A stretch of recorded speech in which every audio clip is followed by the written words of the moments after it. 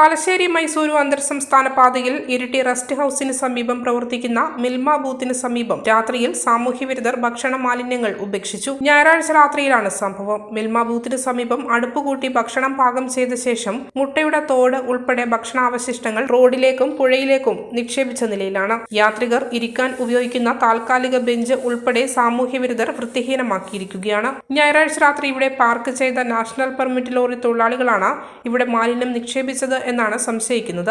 മേഖലയിലെ അനധികൃത പാർക്കിംഗ് ആണ് ഇതിന് കാരണമെന്നും കടയുടമ പറഞ്ഞു. ഇരിട്ടി പാലം മുതൽ റെസ്റ്റ് ഹൌസ് വരെയുള്ള ഭാഗത്ത് ദീർഘദൂര നാഷണൽ പെർമിറ്റ് ലോറികൾ അനധികൃതമായി നിർത്തിയിടുന്നത് പുഴ ഉൾപ്പെടെ മലിനമാകുന്നതിന് കാരണമാകുന്നുണ്ട്. ദീർഘദൂര വാഹനത്തിലെ തൊഴിലാളികൾ പ്രാഥമിക കർമ്മങ്ങൾക്കായി ഇവിടെ ഉപയോഗിക്കുന്നത് ജില്ലയിലെ കുടിവെള്ള സ്രോതസ്സായ പഴശ്ശി പദ്ധതി ഉൾപ്പെടെ മലിനമാകുന്നതിനും കാരണമാകുന്നു. അനധികൃത പാർക്കിംഗ് നിരോധിച്ചുകൊണ്ട് പഞ്ചായത്ത് ബോർഡ് സ്ഥാപിച്ചിരുന്നുവെങ്കിലും ഇപ്പോൾ ഇതാരും കാര്യമാക്കുന്നില്ല. പ്രദേശത്തെ വഴിവിളക്കുകളൊന്നും പ്രകാശിക്കാത്തത് സാമൂഹ്യവിരുദ്ധർക്ക് കൂടുതൽ സഹായമാവുകയാണ്. പഞ്ചായത്തും പോലീസും അടിയന്തരമായി ഈ വിഷയത്തിൽ ഇടപെട്ട് പുഴയോരത്തെ രാത്രികാല പാർക്കിംഗ് നിയന്ത്രിക്കണമെന്നാണ് നാട്ടുകാരുടെ ആവശ്യം. രാത്രികാലങ്ങളിൽ ഇവിടെ പോലീസ് പെട്രോളിംഗ് ഉൾപ്പെടെ ഏർപ്പെടുത്തണമെന്നും നാട്ടുകാർ പറയുന്നുണ്ട്.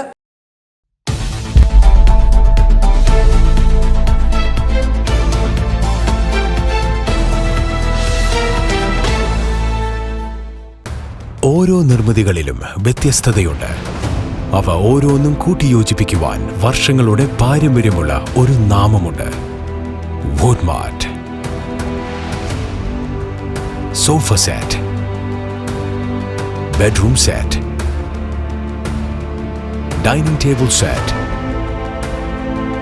Wardrobe and cot, fancy light തുടങ്ങി ഒറ്റ നിലയിൽ നോക്കത്താ ദൂരത്ത് ഫർണിച്ചറുകളുടെയും ഏറ്റവും വലിയ വ്യാപാര സമുച്ചയം.